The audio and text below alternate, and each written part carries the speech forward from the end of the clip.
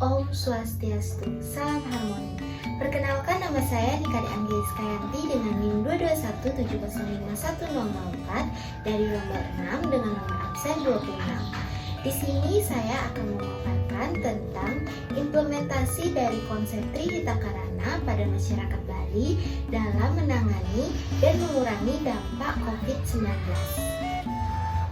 Akibat dari penyebaran virus COVID-19 yang semakin masif ke seluruh dunia, akhirnya WHO sebagai lembaga kesehatan dunia tertinggi menaikkan status penyebaran COVID-19 sebagai pandemi tanggal 11 Maret 2020. Peningkatan status sebagai pandemi karena peningkatan jumlah kasus serta menyebar luas ke seluruh dunia. Luasnya penyebaran virus ini bisa dilihat dari perkembangan virus yang semakin cepat. Sejak kasus pertama bulan Desember 2019 sampai dengan bulan Mei 2020, virus COVID-19 telah menjangkiti 210 negara di dunia.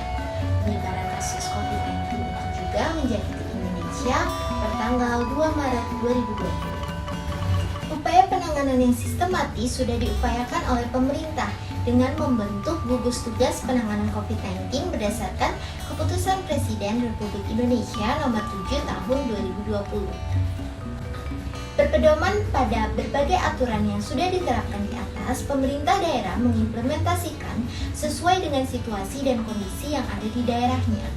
Hal yang sama juga berlaku di Bali, sebagai salah satu provinsi yang rawan dalam penyebaran COVID-19.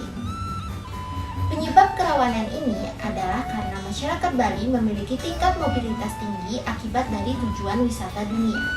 Selain itu, Bali menjadi salah satu pusat urbanisasi dari berbagai daerah di Indonesia. Oleh karena itu, penting segera mengimplementasikan kebijakan pemerintah pusat.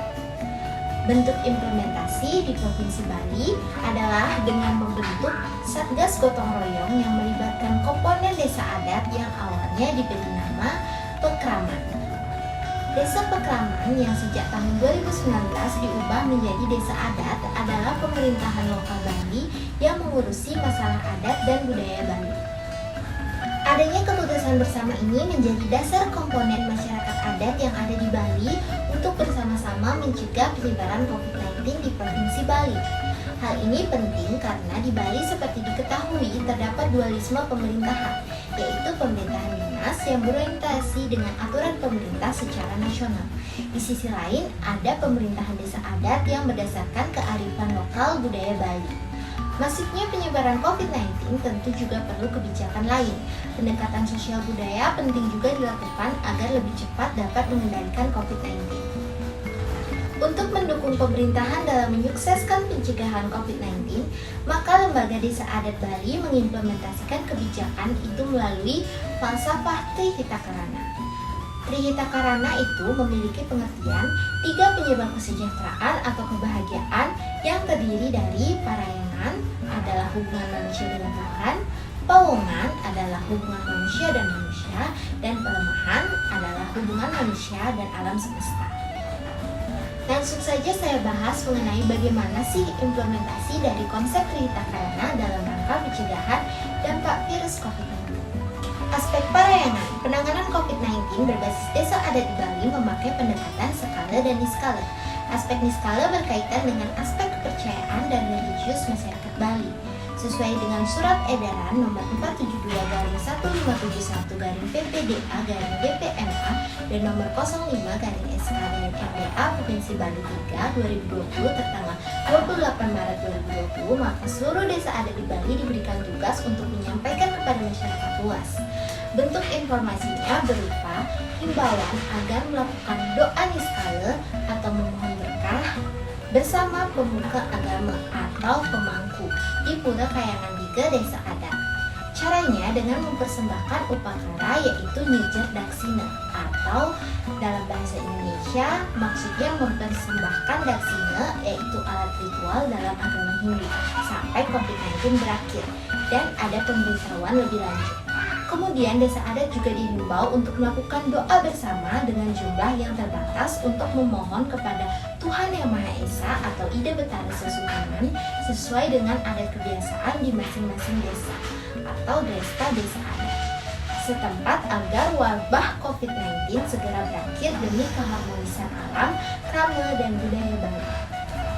Selanjutnya pada aspek lowongan. Pada aspek lowongan, kebijakan untuk pencegahan COVID-19 berbasis desa adat bisa dilihat dari aspek pelibatan pecalang atau polisi adat Bali yang turut serta dalam mengawasi kebijakan pemerintah.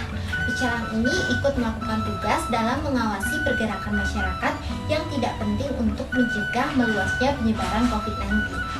Ini menjadi ciri khas dari setiap kegiatan dinas sosial budaya dan religius di Bali, sehingga pecalang memiliki posisi yang sangat vital.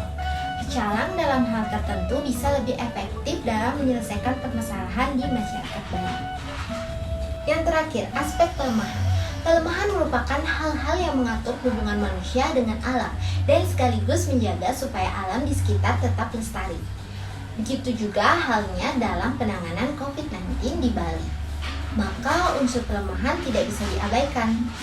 Adapun yang termasuk dari unsur pelemahan adalah tempat beraktivitas manusia, seperti rumah penduduk, balai desa, atau pasar. Implementasi dari kebijakan desa adat berbasis Trihita Karana di bidang pelemahan yaitu berupa penyediaan disinfektan, penyemprotan disinfektan secara berkala, penyediaan tempat cuci tangan di lokasi yang strategis seperti di pura desa, balai banjar, depan gang, batas desa, dan pasar desa. Baiklah, sekian pemaparan yang bisa saya sampaikan untuk memenuhi tugas Trihita Karana Universitas Pendidikan Ganesha. Saya ucapkan terima kasih dan Om Santi Santi Om.